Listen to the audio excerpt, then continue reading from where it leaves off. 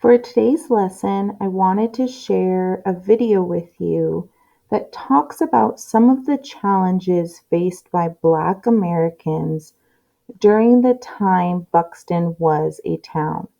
Now, we've briefly talked in past lessons about how there were African American citizens in this town, and we know that Buxton is a unique community.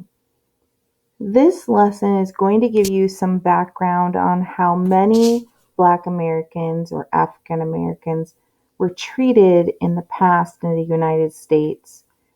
And then in our next lesson, we're going to look at um, another picture source from Buxton, and use the information we gained from today's lesson to help us answer that question of what made Buxton so unique.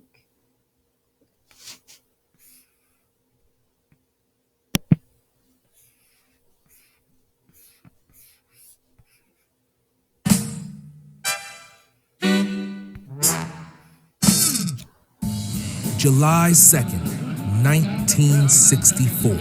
President Lyndon B. Johnson's signature changes the lives of millions. He signs the Civil Rights Act, ending racial segregation in public places. This landmark legislation is one of the greatest accomplishments of the civil rights movement, and it marks the end of an era known as Jim Crow.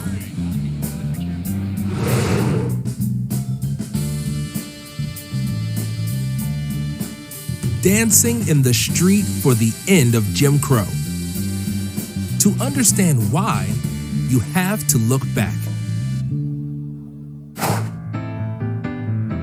The 13th Amendment abolished slavery in the United States in 1865. But many people continue to disagree with the law. Local and state governments created laws that still restricted the rights of African Americans. These were often called Jim Crow laws because of an actor. In the 1830s, stage performer Thomas Dartmouth created a character named Jim Crow that he and other players portrayed as an unintelligent slave acting foolish.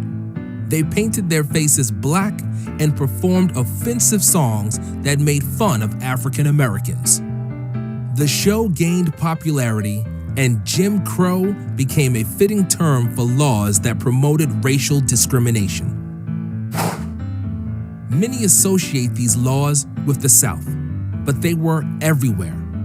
They restricted black voting rights, banned interracial relationships, and let businesses separate their black and white customers. In 1896, the Supreme Court showed support for Jim Crow laws by dubbing them separate but equal.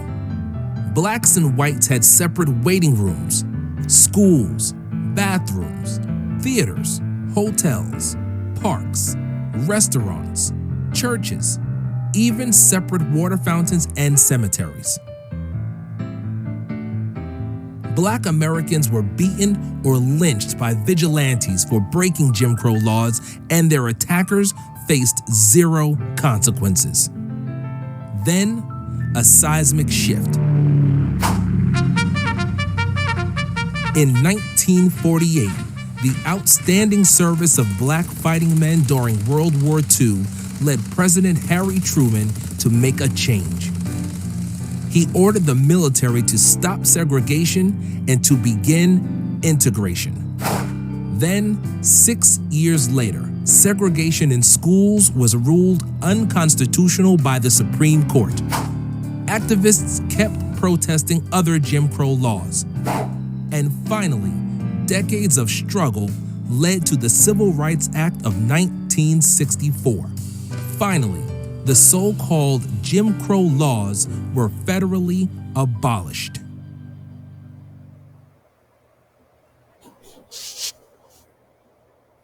Now, I do know that it can be upsetting or frustrating or both, to learn about this part in American history.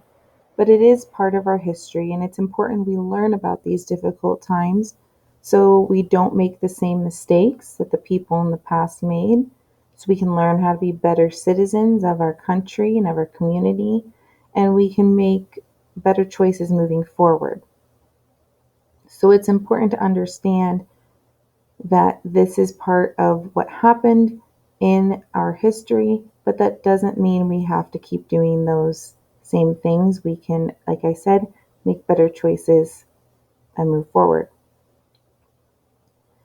Now, for your homework today, you have a quick Google form that you'll look at on the next slide and answer a few questions from the video.